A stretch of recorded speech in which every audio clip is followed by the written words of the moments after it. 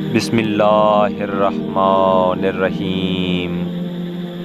حضرت امام جعفر صادق علیہ السلام سے روایت ہے کہ روز قیامت حضرت فاطمہ سلام اللہ علیہا کے لیے نور کا ایک ستون نصب کیا جائے گا۔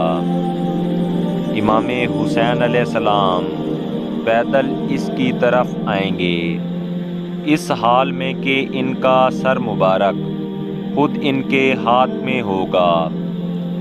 جب بطول عذرا سلام اللہ علیہا کی نگاہ اس سر مبارک پر پڑے گی تو آپ سلام اللہ علیہا بلند آواز سے آہ بھریں گی۔